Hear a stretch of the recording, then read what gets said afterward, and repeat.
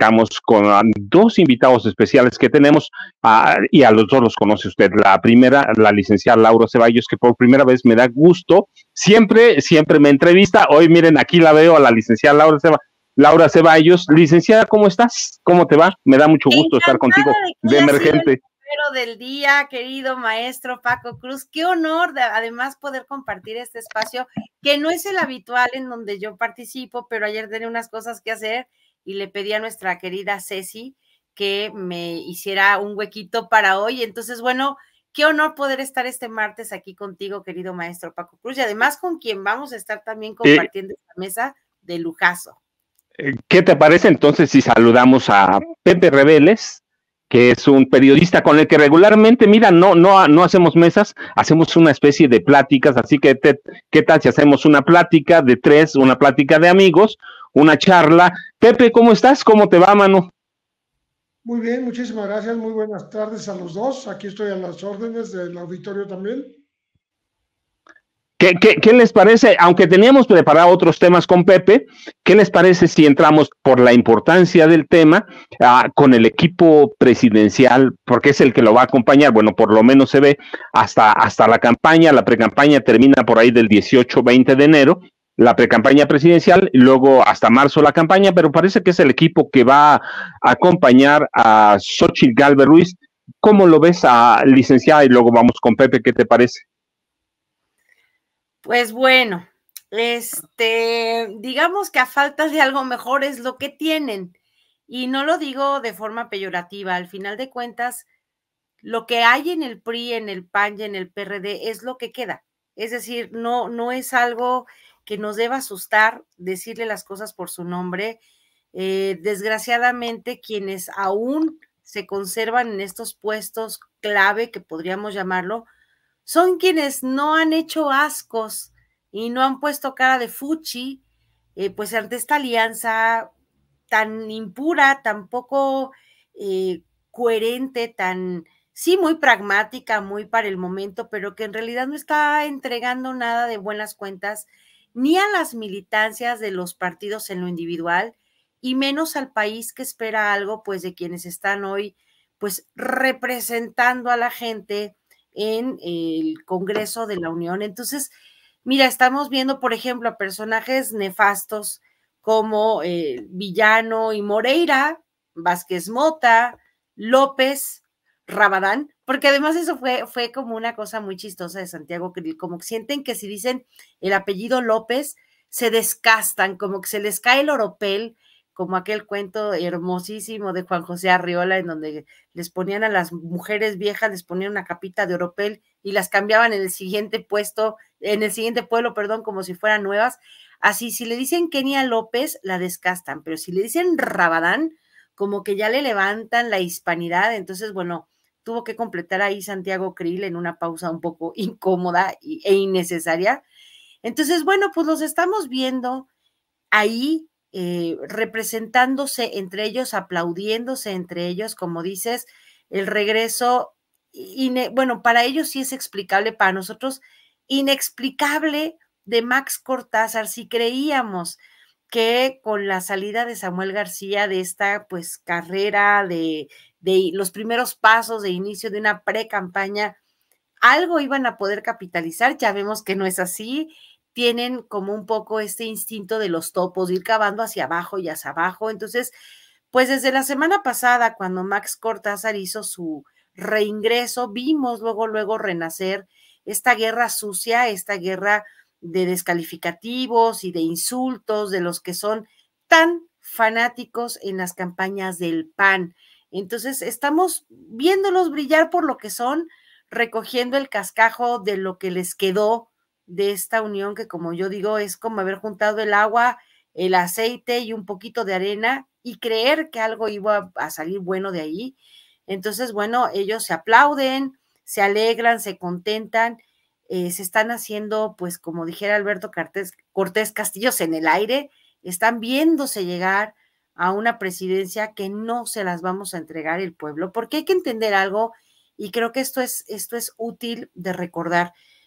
Quienes estaban festinando la salida de Samuel García, o quienes estaban pidiéndole al Partido Naranja en días previos que pues pensaran dos veces, que se hicieran pues uno con este Frente Amplio y que ya después iban a repartir el país como si se tratara de un botín de guerra. Fue Felipe Calderón. Estaba diciendo que estaba muy bien que se limaran las perezas entre Samuel y Xóchitl, que él declinara a favor de ella para fines prácticos y que además, pues ya después se iban a andar repartiendo lo que quedara del país, pero lo importante era quitarle el poder a Morena.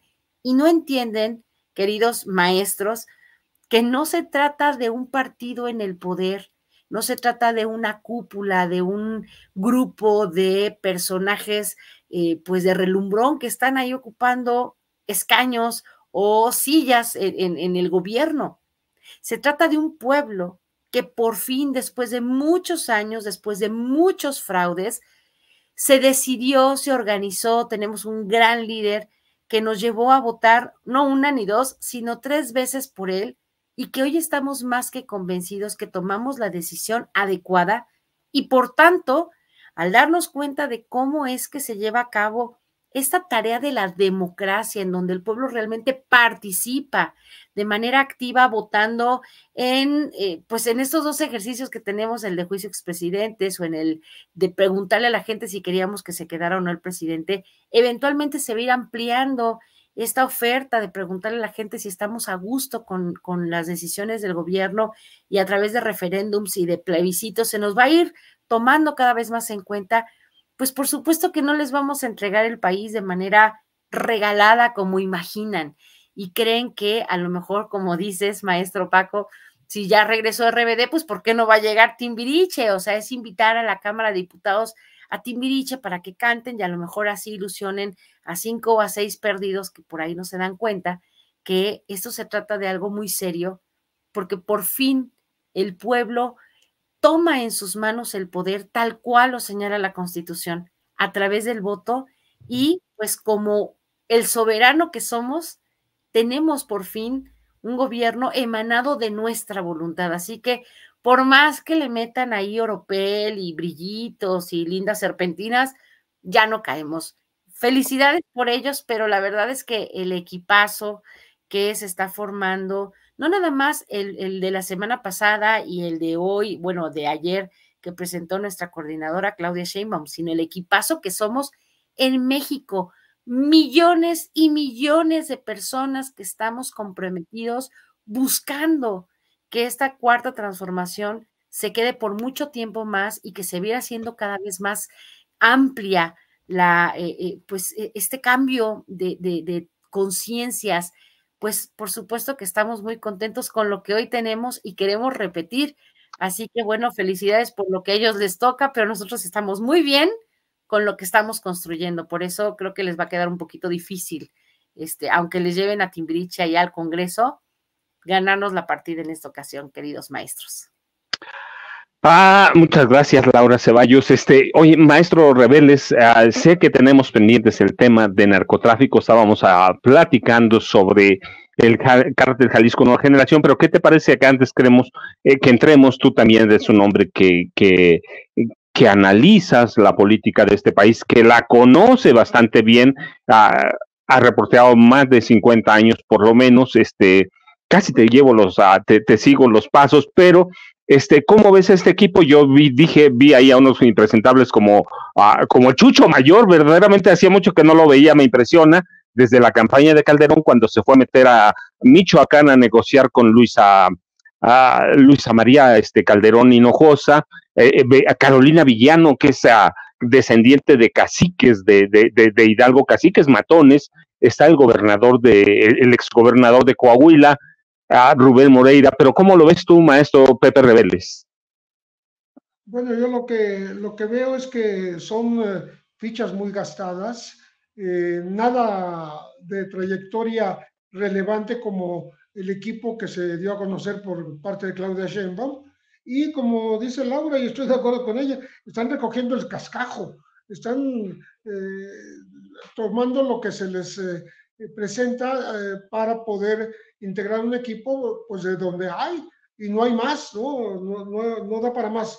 Me parece que por ejemplo, Josefina Vázquez Mota, ¿no? Que ya desde el 2006 andaba ya tras la candidatura de Felipe Calderón, ¿no? El propio Santiago Krill, ¿no? Que ha hecho un papel un poco menos irrelevante, pero no pasa de haber sido un dirigente panista destacado. Ya mencionaron nomás Cortázar, ¿no? De un pasado bastante turbio, ¿no? Y toda esta gente anda ahí reuniéndose para ver si levantan algo, ¿no? Del otro lado vemos, en cambio, a Ramón de la Fuente, a una Olga Sánchez Cordero, ¿no? A una playa de personajes, un Lorenzo Meyer, ¿no? Que sí tienen historia, que sí tienen trayectoria, que sí tienen cosas que hacer, que decir, que sugerir, que proponer para un nuevo gobierno, ¿no? Entonces, me parece que es un acto no necesariamente fallido, sino simplemente pobre, porque no hay más de dónde sacar y esta triada que hemos dicho antinatura, ¿no? PRI, PAN, PRD, que están muy dejados de la mano de Dios, pues están uniendo sus debilidades para ver si sacan algo de fortaleza. Y creo que no lo van a lograr. Licenciada, mira, bueno, tenemos un equipo que vemos que no pinta, y yo digo que tampoco merece mucha más atención, si bien es cierto que la va a tener en el transcurso, por lo menos de aquí al 18 de enero, cuando terminan las precampañas, pero de pronto como que el tiempo es corto, así que, ¿qué te parece? Tenemos otro tema que va, por lo menos lo teníamos un poco ligado con Pepe y en la mesa que ibas a participar con el licenciado César Gutiérrez Priego, ya lo haremos, pero hay un tema que es fundamental y que porque ayer empezó el primer juicio, el primer juicio contra un acusado por el uso del programa israelí Pegasus, el programa de espionaje. ¿Qué debemos esperar? ¿A dónde debemos llegar? Ya se ha dicho, hoy ratificaron ayer en las acusaciones que por lo menos el gobierno de Enrique Peña Nieto, aunque podemos seguir el programa hasta el de Felipe Calderón, que es cuando empiezan los acercamientos y la compra, espiaron no a 1,500 personas, sino como a 15,000. ¿Qué debemos esperar de este juicio? ¿Hasta dónde debe llegar? Es algo que escapa al presidente López Obrador, pero por ejemplo el periódico The New York Times en abril pasado mencionó que también en el gobierno del presidente López Obrador había. ¿Qué debemos esperar y qué tenemos que ver en este juicio que empezó ayer y que puede marcar un hito en el Poder Judicial si se lleva bien el caso?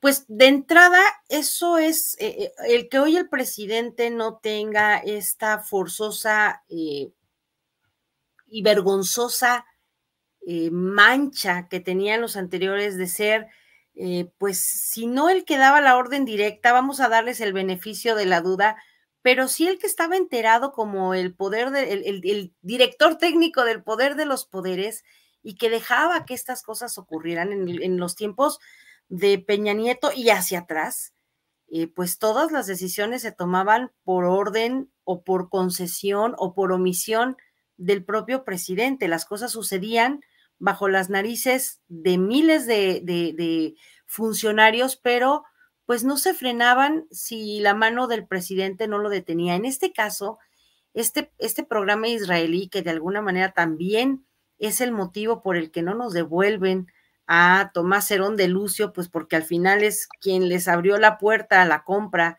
de este programa de espionaje, y por eso lo están protegiendo lo más que pueden allá en Israel, nos da pues la puntilla para explicar que esta clase de chanchullos que se hacían en otros gobiernos se trataron de hacer en este gobierno, no tengo la menor duda, por esos personajes de los que tú, maestro Paco Cruz, has platicado en muchísimas ocasiones, que son los entenados, las herencias del propio jefe, en realidad, pues lo teníamos como un poco el capo del narcotráfico en el gobierno de Calderón, García Luna, pero que en realidad pues acabó siendo el chavo de los chescos, ¿no? El señor que se dedicó a abrirle los negocios al narco dentro del gobierno, y que son estos funcionarios dentro de la Fiscalía General de la República, dentro de las procuradurías y fiscalías del país, los que de alguna manera mantuvieron el control de a quién se espiaba y obviamente de lo que se escuchaba y para qué se escuchaba. Inician estos juicios y es importante entender que no vamos a ver grandes cambios, digamos, no vamos a ver estas detenciones espectaculares que ocurren en las series norteamericanas, ¿no?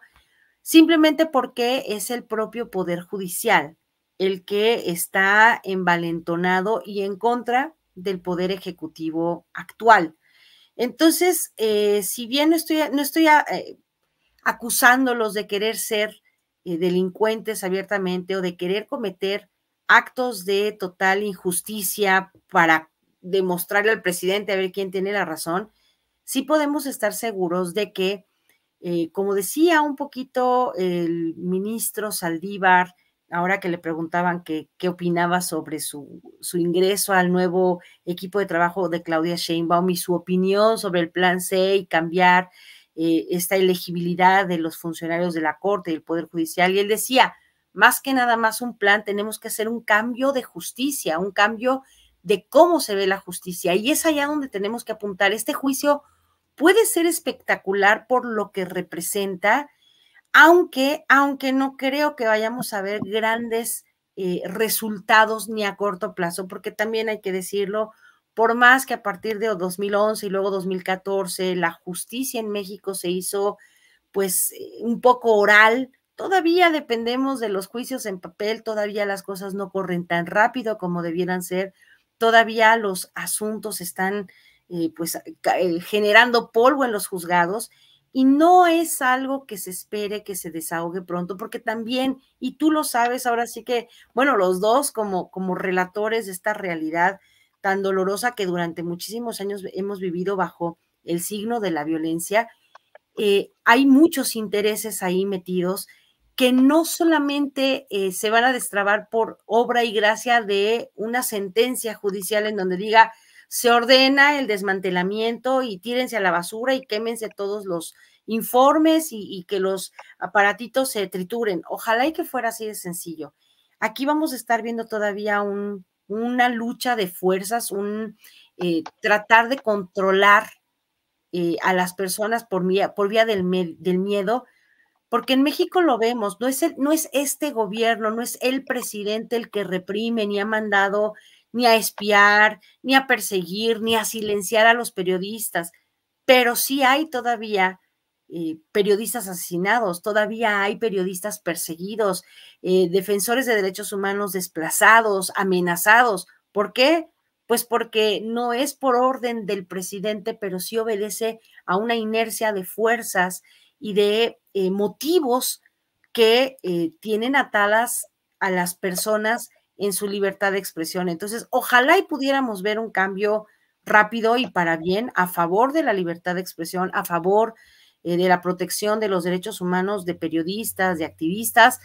Ojalá, es una mera esperanza que aquí expongo, pero pues la realidad es que los intereses no nada más están aquí en México, traspasan las fronteras y en muchas de las ocasiones el factor dinero tiene más que decir que el elemento justicia. Entonces, a ver cómo se nos presentan las cosas, pero y también hay que entender que no siempre el pueblo, la víctima, el afligido es sujeto de justicia. Puede tener la razón, pero hay que ver cómo es que los órganos judiciales leen ese derecho y cómo responden ante estas peticiones de justicia. Pues mientras vemos, y bueno, antes de ir con el maestro Reveles, ¿qué les parece si vemos, tenemos por ahí el video, uno creo que es el 2 sobre lo que dijo el presidente López Obrador sobre el caso Pegasus hoy, esta mañana en su conferencia matutina, y regresamos con Pepe que nos amplíe lo que representa todo esto del espionaje en México, cómo ve el problema hoy, hasta dónde podemos llegar. Así que, ¿qué les parece si seguimos al video 2 y después regresamos con la opinión de Pepe Reveles. No tenemos información. Puede ser que haya algo en lo que era el CISEN, pero yo no sé de que se haga algo. Bueno, lo que salió de las guacamayas, básicamente, pero siempre hemos padecido, ¿no?, nosotros, de espionaje, siempre. Y nosotros no lo hacemos. Aquí se terminó eso.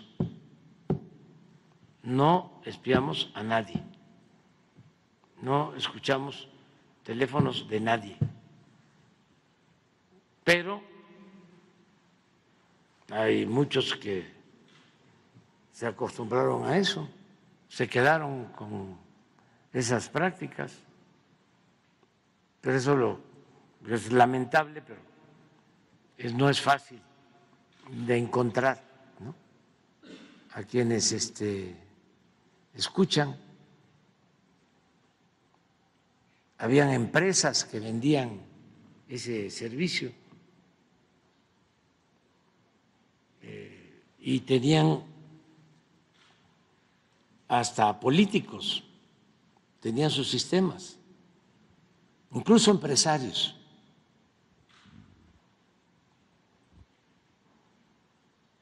Empresarios que espiaban. Ya no, es como lo de los factureros. ¿Han escuchado ahora algo sobre los factureros? A lo mejor sí hay, pero es que se volvieron, se pusieron de moda porque se les permitió, habían despachos para eso. Y lo de las escuchas, no, solo lo que tiene que ver con la seguridad, pero eso es para no usar la fuerza. Si se recurre más a la inteligencia, se usa menos la fuerza. En el caso del combate a la delincuencia organizada o al crimen, ahí sí hay escuchas, pero además están autorizadas, son legales. Por esas escuchas se logra salvar muchas vidas cuando se hacen de manera profesional. Aquí no es que escuche Rosa Isela, pero sí se apoyan en inteligencia cuando hay secuestros, ¿no? Cuando se trata de salvar vidas, pero no tiene nada que ver con la parte política. Nosotros nunca hemos usado eso, jamás. Y sí es muy lamentable que se metan, ¿no?, a escuchar.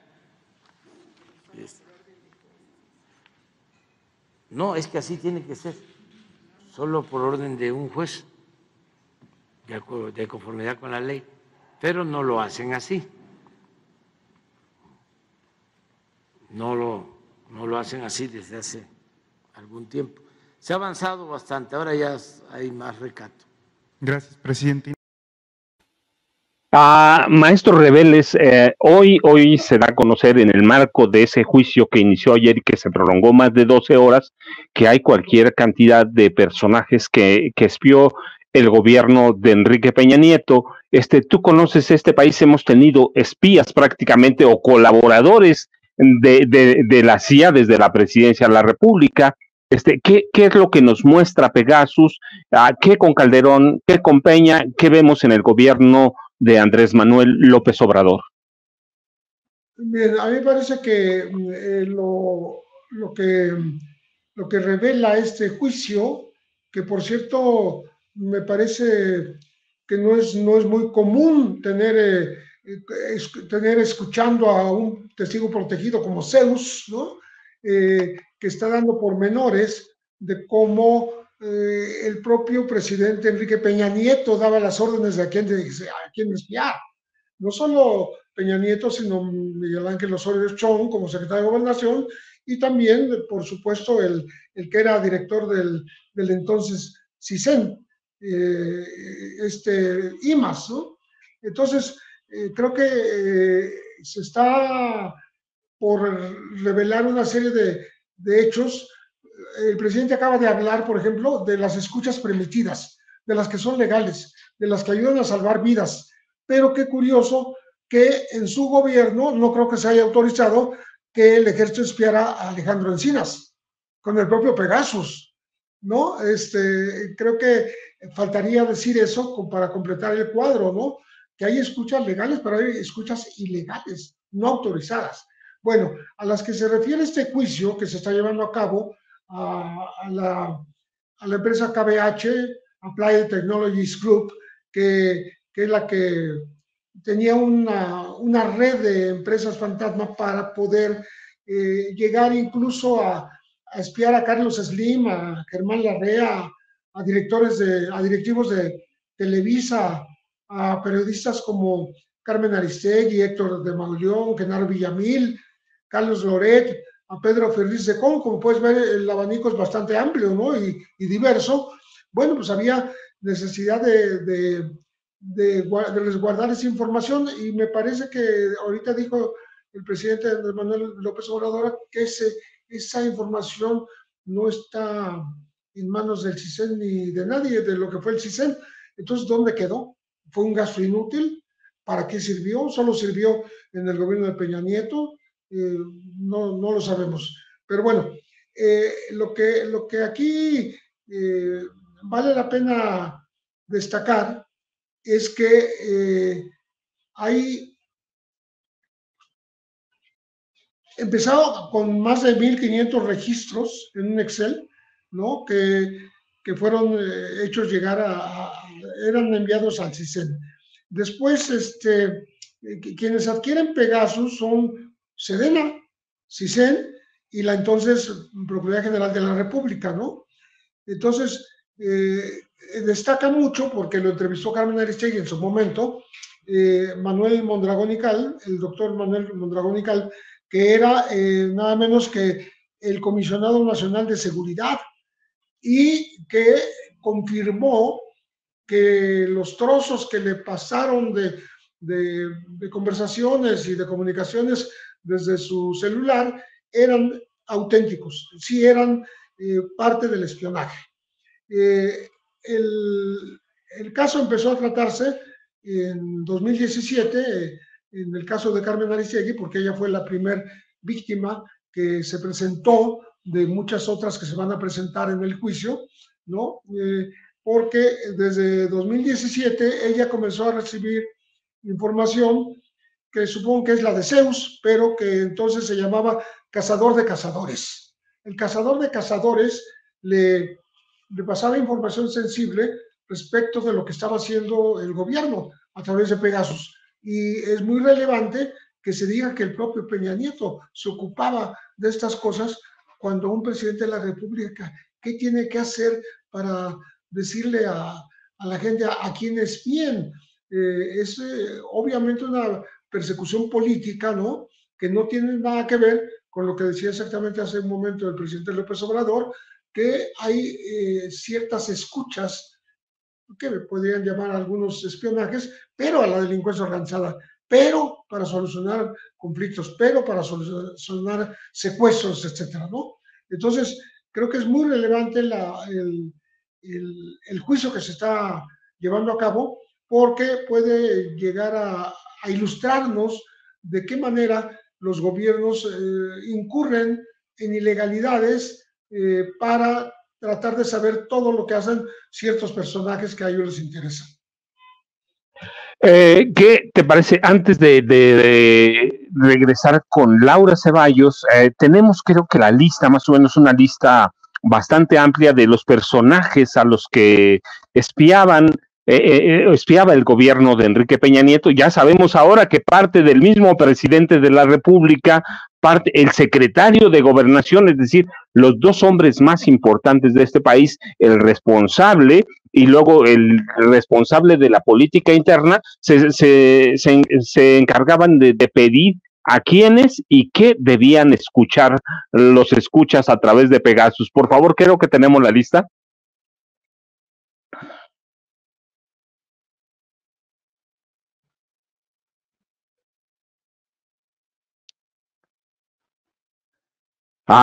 No tenemos la lista, o no, puede decir, ¿tenemos la lista de estos personajes? Creo que no, ahora la buscamos, le ofrezco a usted una disculpa, es mi prisa, son mis prisas, llegué prácticamente corriendo, estaba haciendo unas cosas en la papelería, cuando vine corriendo para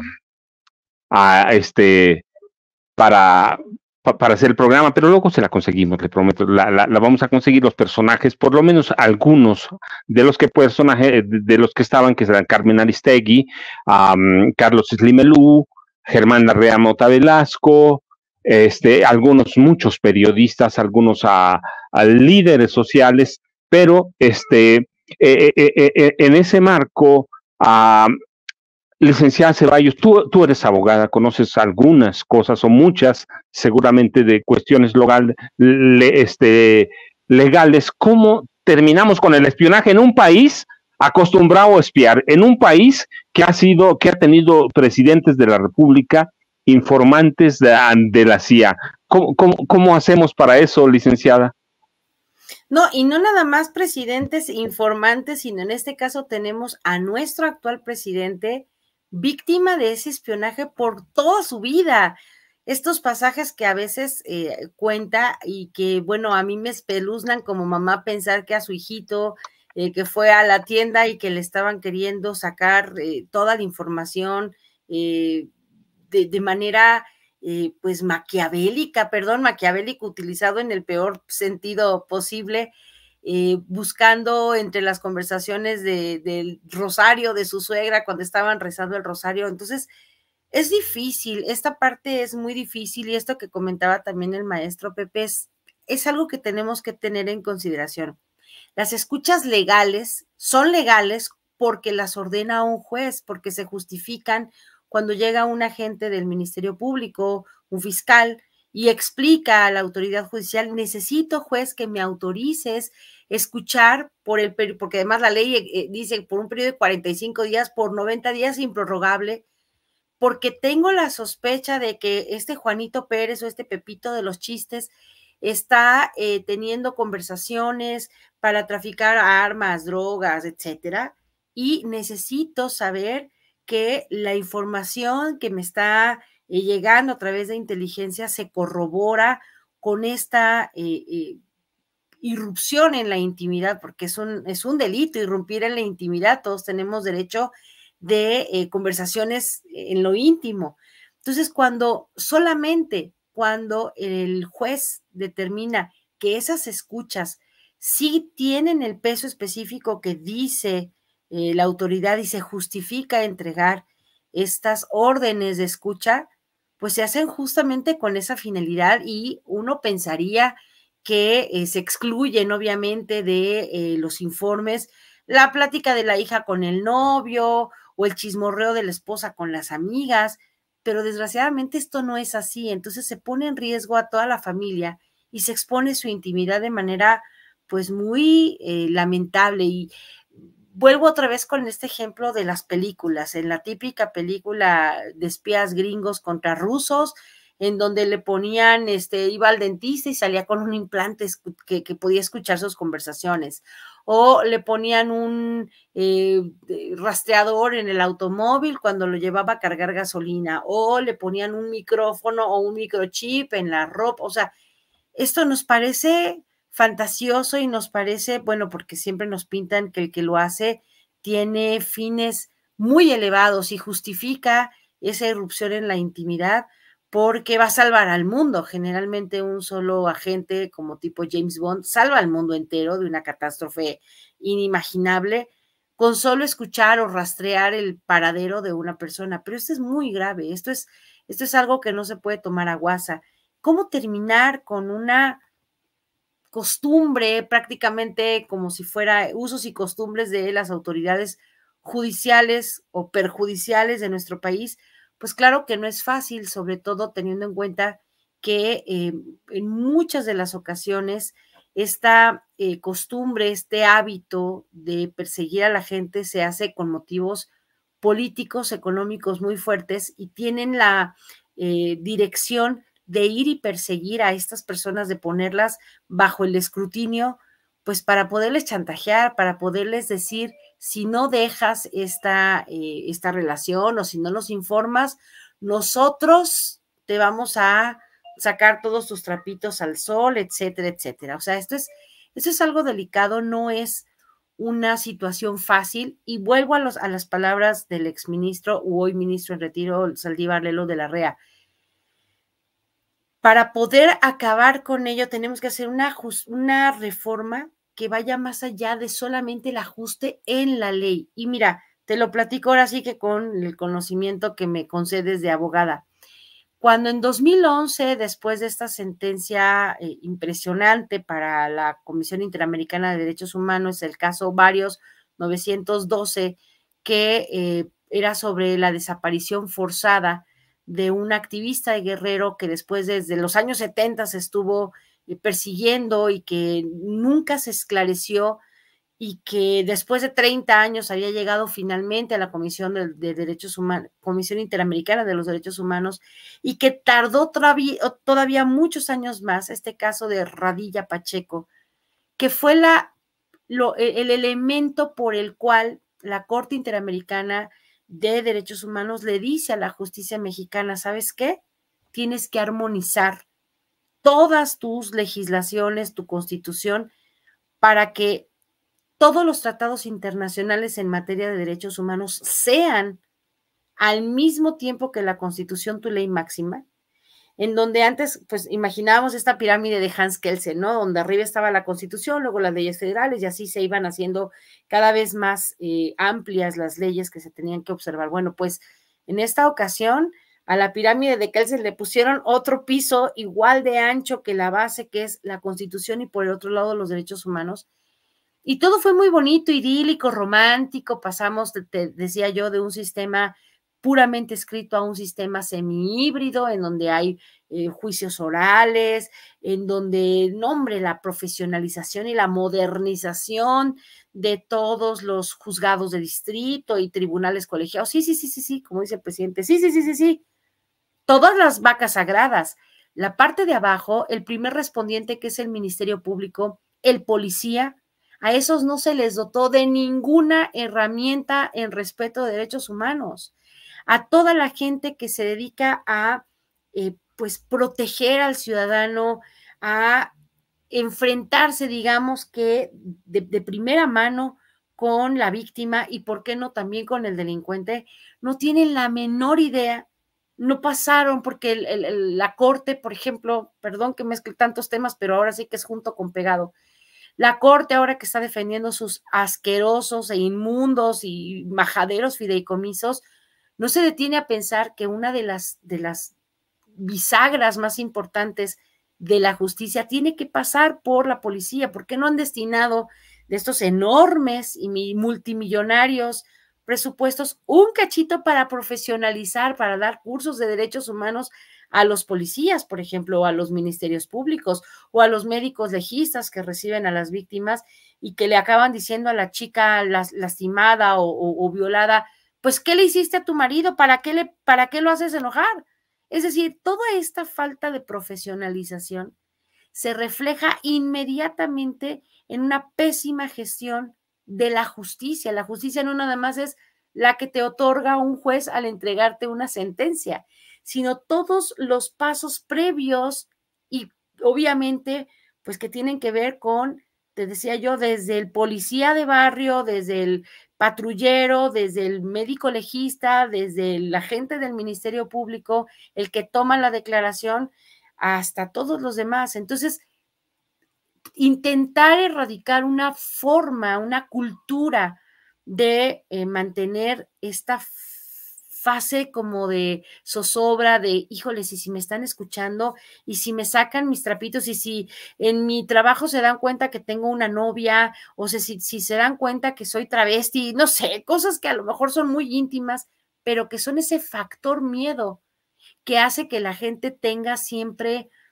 pues, de hecho, la idea de que no se puede salir uno, no puede uno denunciar porque si me corren y si me sacan, entonces es bien difícil tratar de revertir una cultura cuando quienes hacen la justicia pues no brillan precisamente por su empatía ni por su respeto irrestricto a las leyes. Y con esto concluyo. Hace unos cuantos días, el sábado, el domingo, leía yo pues una manifestación de la ministra presidenta de la Suprema Corte, diciendo que era impensable homologar a la inteligencia artificial con la inteligencia humana, diciendo que pues no se podía pensar en sentencias que fueran elaboradas con inteligencia artificial, porque en las sentencias reales, las que se hacen, intervienen varios factores como la sensibilidad. Digo, bueno, pues precisamente yo creo que la inteligencia artificial tendría muchísimos más elementos de sensibilidad, de decencia, que muchos de los jueces, que muchos de los ministerios públicos y fiscales que participan en toda esta cadena de, pues, intento de justicia que vivimos en México. Entonces, hasta que no se erradiquen todos estos viejos vicios, hasta que no se implemente un verdadero cuidado, como se hizo con la desaparición de la Policía Federal y la integración de un nuevo cuerpo completamente nuevo como es la Guardia Nacional, en donde desde el día 1 los jóvenes están siendo preparados con disciplina, con todas las artes militares habidas y por haber, pero sobre todo con el factor derechos humanos, protección, respeto. No se va a poder cambiar mucho. Entonces te digo, perdón mi escepticismo, pero tratar de pensar una nueva sociedad con las mismas viejas prácticas y unas leyes completamente parchadas, remendadas a modo de los grupos que ejercían el poder, incluso de manera ilegal, pues no nos va a reportar muchos cambios. Para poder llegar a buenos cambios necesitamos reformas de mucho calado y sobre todo esta voluntad de todas las personas participantes en el proceso de justicia de quererlo cambiar. Y ahí sí, pues el plan C nos va a quedar apenas y como justo, vamos a tener que trabajar mucho lo del próximo sexenio para cambiar en algo todo este cuerpo legal que le permite todavía a los del proceso de justicia actuar como lo hacen. Pero, Laura, muchas gracias. Mientras llegamos a la inteligencia artificial, mientras no nos corrompemos, porque ese va a ser el problema, a la inteligencia artificial quizá no la podamos corromper, pero mientras pasa eso, teníamos otro tema, antes de despedirnos los tres, teníamos otro tema que me gustaría que tratara, aunque sea un poco el maestro Pepe Reveles. Íbamos a hablar de Estados Unidos lanzó o puso en marcha este lunes un nuevo programa que se llama Fuerza de Ataque contra el Fentanilo. ¿Cómo ves eso, Pepe? Tenemos pendiente todavía Cártel Jalisco Nueva Generación, que también luego lo podemos tratar con Laura, si le avisamos con tiempo que vamos a tratar. ¿Cómo ves este nuevo programa, tomando en cuenta las poco más de 100,000 muertes, creo que son 120,000 por año, que causa el fentanilo en Estados Unidos, todo lo que ha generado? Y pues aquí tenemos uno de los cárteles especializados en eso, maestro Reveles. Mira, yo creo que el propósito de Estados Unidos de no cejar en ese empeño de llevarse a los responsables de introducir el fentanilo desde México a Estados Unidos. No hay otro culpable para Estados Unidos más que México. Llámese Cártel de Sinaloa, llámese Cártel Jalisco Nueva Generación, y están buscando acercarse a algunos de los líderes que pudieran darle un camino más fácil para encontrar a los que transforman los precursores que vienen desde Asia, los transforman en el suelo mexicano para meterlos a Estados Unidos, y también en el suelo de Estados Unidos, en el sur, sobre todo. Se sabe que hay laboratorios manejados quizá por mexicanos, quizá por estadounidenses o por unos y otros, para pues darle a los adictos lo que quieren, y lo que quieren es tomar el fentanilo porque les produce unas sensaciones que no soportan la tentación de probar, de tal manera que ellos mismos se acercan al peligro, se ponen en peligro, ya sea mediante las pastillas, mediante polvo, mediante mezcla de fentanilo con otras drogas ya existentes como la heroína o la cocaína, a veces sin saberlo, y con ello pues está muriendo pues una cantidad de adictos estadounidenses. Hace algo que parece no tener relación directa, pero sí la tiene, es el haber dejado en libertad al lobo Óscar Nava Valencia, que es nada menos que primo de la esposa del Mencho. Es un cuate que es un individuo que pertenecía al cártel del Milenio, al cártel de los Valencia también, del que fue líder su tío Armando Valencia Cornelio, alias el Maradona, que fue capturado desde agosto de 2003. Pero tanto Óscar Nava Valencia, que es el lobo, como su hermano Juan Nava el Tigre, ya testificaron contra Genaro García Luna, ya testificaron contra los Queenies, es decir, los cuñados de el Mencho, de Nemesio Ceguera Cervantes. ¿Esto qué quiere decir? Que Estados Unidos está buscando, a través de más declaraciones de estos personajes, de estos dos personajes, llegar hasta el cártel Jalisco Nueva Generación y frenar su actividad de introducción de fentanilo a los Estados Unidos. Yo miro en estas acciones de Estados Unidos una creencia de que se están acercando a la captura, sin contar con que el Mencho tiene una enfermedad mortal por necesidad, tiene que atenderse a escondidas en un hospital privado que instaló, pero también en otros hospitales a escondidas, para no ser atrapado. Sin embargo, pues este primo de su esposa, de la esposa del Mencho, pues está dispuesto a declarar en contra de todo el grupo, ¿no? Que derivó justamente donde nació el Mencho, en Aguililla, ¿no? Y donde participó por primera vez como un colaborador de Nacho Coronel y de los Beltrán Leiva. Estamos hablando de antes del 2010. Entonces, creo que va a haber novedades, va a haber noticias con respecto a Cártel Jalisco Nueva Generación. Mientras tanto, están empeñados en volver a someter a los mexicanos. Están los chapitos, que no los mencionan el día de hoy, pero los chapitos son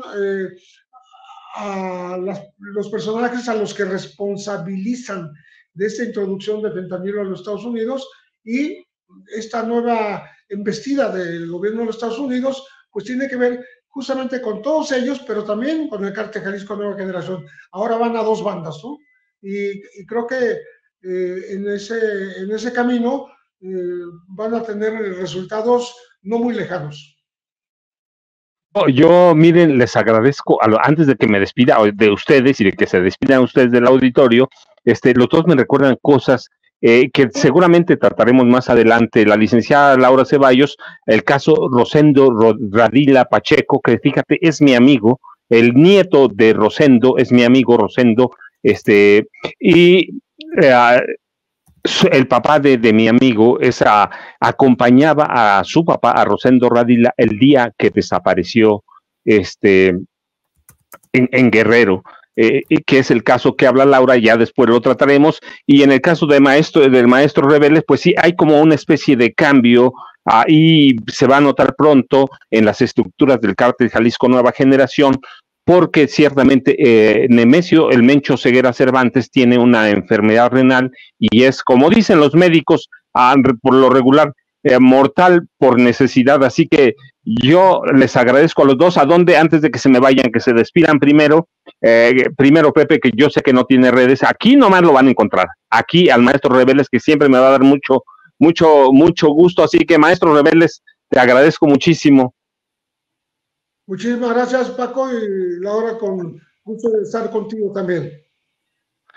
Laura, licenciada Ceballos, muchísimas gracias. Mira qué afortunado soy. Esta participación emergente me permite platicar contigo. Yo siempre digo, ¿qué entrevistas?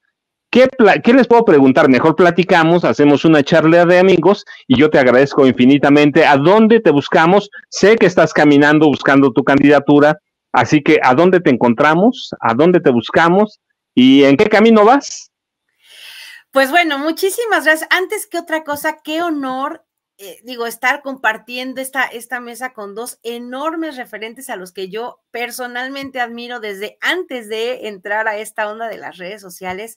Don Pepe Rebeles, bueno, de lujo siempre, y bueno, mi queridísimo maestro Paco Cruz, con quien además también, como decimos, nos estrenamos ambos juntos porque los dos empezamos a hacer estas entrevistas al tiempo, con el primer libro del Señor de la Muerte, así que de verdad un orgullo, un cariño muy grande que le tengo al maestro Paco Cruz. Y bueno, pues sí estoy en este camino, me inscribí para pedirle a la gente que si se puede y les van a preguntar, pues digan que soy yo la que quieren que los represente ahí en la cámara. Pues bueno, yo estoy en todas las redes sociales, no me las sé todas, pero ahí les va. En el ex Twitter, @CeballosLaura, en YouTube, Laura Ceballos Alcázar, en Facebook, Laura Ceballos, en el Instagram, Laura Ceballos A, en Threads, Laura Ceballos A, y creo que hasta ahí vamos. Y pues bueno, aquí por supuesto en Sin Censura, los lunes con mi comadrita Alina Duarte, y cuando no tengo chance, bueno, pues en espacios maravillosos como de este martes, así que muchísimas gracias. Y pues en cuanto empecemos a caminar, ahí les doy la lata para poder hacer algo pues a favor de la ciudadanía en donde la gente me quiera apoyar.